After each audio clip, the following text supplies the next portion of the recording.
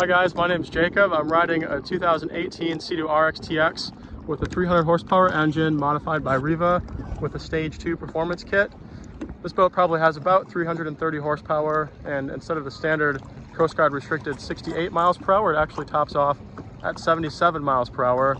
Today I'm going to show you a few of the features, including the braking and the launch control. You'll get to see me jump around in the waves a little bit, although it's a pretty calm day. I'm going to do some maneuvers to demonstrate just how much power this Sea-Doo has and how willingly it can jump out of the water on wide open throttle. Hope you enjoy the video. Thanks for watching.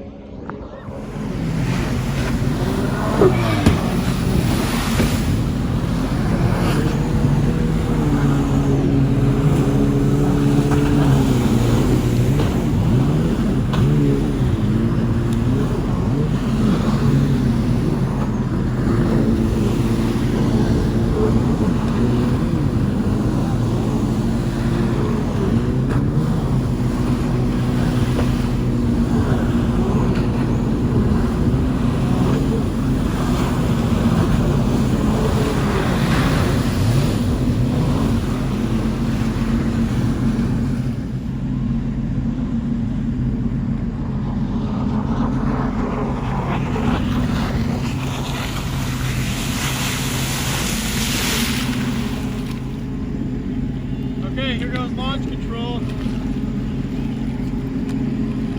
3, 2, 1.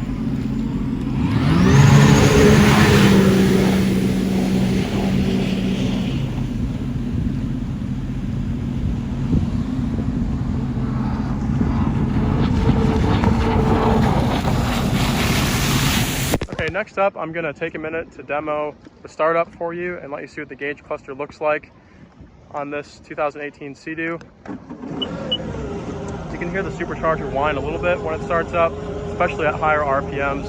The gauges are pretty simple.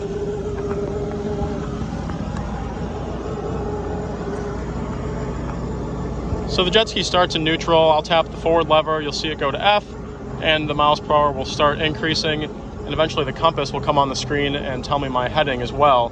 I'm going east 90 degrees.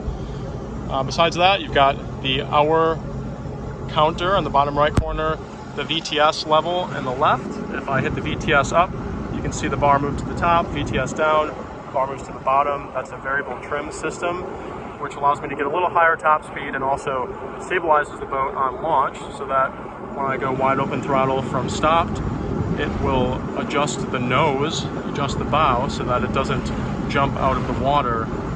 That allows me to get traction and get to top speed a little bit quicker. The RIVA Stage 2 kit that I've been talking about isn't very complicated. It's really just 3 components. It's a different prop, it's a RPM limiter adjustment chip, which allows the engine to rev just a little bit higher, and it's a larger air intake to feed the engine a little bit more air at those high speeds. The supercharger is still the same size, the displacement is still the same, and everything else about the boat is the same. And Sea-Doo says they don't warranty aftermarket kits. However, I've had some trouble with the IBR system in the first 10 hours of owning this machine, and my BRP dealer, that's the Fish Creek Scenic Boat Tours, heading out for a sunrise cruise. My experience with the Sea-Doo though has been good. My dealer has serviced the IBR system under the extended best warranty, even though I've made these RIVA modifications to the machine. So I've done a little test of this RIVA Stage 2 kit to see how high the RPMs can really go.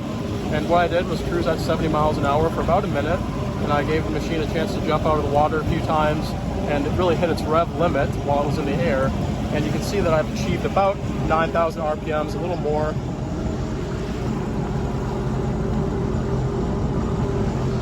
The tachometer actually reads 9,276 RPMs. That's about 400 RPMs more than you get out of a stock Sea-Doo, which usually tops at around 88 or 8,900 RPMs. Still plenty of power, but those extra few hundred RPMs really give you those extra 9 or 10 miles per hour of top speed, and just a little bit more acceleration comes with the RIVA Stage 2 kit also due to the new prop and the larger air intake. Now, the last thing I want to note about this Sea-Doo RXT is the sound system, which is an option. I'd recommend if you're buying a new Sea-Doo just to skip the sound system. It's an extra $800, and really, it doesn't play that loudly. It's fun if you're stopped, but it only runs for about 20 minutes when you're stopped at the beach. The battery on these new Sea-Doos is fairly small. That's how Sea-Doo was able to reduce the weight from 900 pounds to more like 800 pounds when they redesigned the hull for the 2018 model year. So that small battery combined with 100-watt system output really doesn't provide too long of a listening time with this onboard audio system. Each speaker is 50 watts. You have the controls for sound on the left speaker, and the speaker pairs pretty effortlessly to a phone. It works just like a car. If you need to charge your phone, there's actually a USB port inside the waterproof phone compartment. The USB port, however, doesn't allow a media connection, so you can't play through a device using the wire. You have to still pair it with Bluetooth. I'd recommend getting a reboarding step also. We have a reboarding step on this Sea-Doo. It's nice if you're pulling some skiers. They can sit on it and still be partly in the water while they take their skis on and off. And it's also just easier to get back on the Sea-Doo whenever you're at the beach.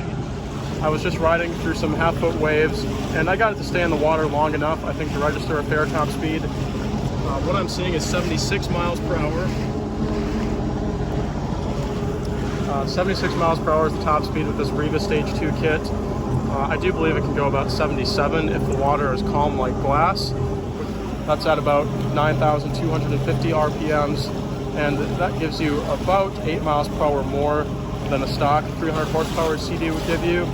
So RIVA Stage 2 is a good purchase, I'd say. It's not invasive, doesn't change anything about the engine other than its top RPM.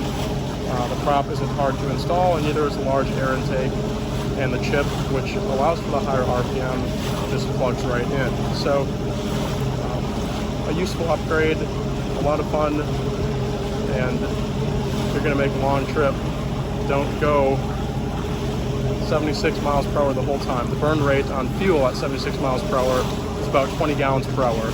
That's a huge difference compared to cruising speed, which is 25 to 35 miles per hour. At 30 miles per hour, you'll burn about 4 gallons per hour. So the 16-gallon tank, you can usually go about 130 miles at cruising speed. I'd imagine at wide open throttle, we'd only make it about 30 miles with the same amount of fuel. This RXT holds 15.9 gallons. In 2020, they increased the fuel tank size to 18.5 gallons. And if you want, you can also buy a fuel caddy, which I think is just 2 additional gallons, although it may be 4. But how much fuel can you really use in a day unless you're planning to make a trip out to the Bahamas? So if you liked my video, please subscribe. I'll have some more Sea-Doo videos coming out next season. I really love being on the Great Lakes. I've had Sea-Doos my whole life, and I think jet skiing is one of the best ways to get out on the water and explore.